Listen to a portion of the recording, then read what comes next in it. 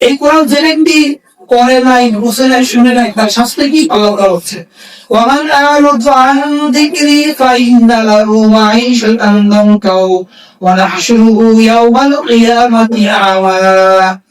রব্বুল আলামিন বলেন, দুনিয়ার ভিতরে যারা আমার এই জিকির কোরআন থেকে মুখ ফিরিয়ে নিয়েছেন, কোরআনের আইন মানে নাই এবং মানতে দেয় নাই, আমি আল্লাহ তাআলা এই সমস্ত নিকৃষ্ট বান্দা মানুষদেরকে কিয়ামতের ময়দানে চক্ষু সমান মানে তাকে আমি আল্লাহ তাআলা চক্ষু অন্ধ করে যাবো, এবং তার জীবনকে আমি আল্লাহ তাআলা সংকোচ করে দিব। লক্ষ লক্ষ টাকা ইনকাম করে, 50,000 টাকা মাসে ইনকাম করে, কোনো কিছু অভাব নাই, ঘরে ভিতরে গেলে অশান্তি আছে না নাই? ওই ছেলে কথা শুনে না, ওই মেয়ের কথা শুনে না, স্ত্রীর কথা শুনে না। ওই যে আল্লাহ তাআলা বলছেন যে জনকান সাধারণত কিছু করা, তোমার যে রুচি রোজগার আছে বরকত চাই নিয়ে যাও। তুমি যত যাই করো কোনো কাজ হবে না, কেননা তুমি এমন কোরআন থেকে বিমুখ হয়ে গেছে।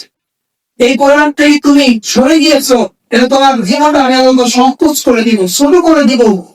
তুমি যতই যা করো কোনো কাজে আসবে না। এবার বলছেন ওয়ানাহশুরু ইয়াওমাল কিয়ামাতি আমা, কিয়ামতের ময়দানে আল্লাহ তাআলা তাকে চক্ষুহীন অর্থাৎ তাকে অন্ধ করে দেন। আউযুবিল্লাহ।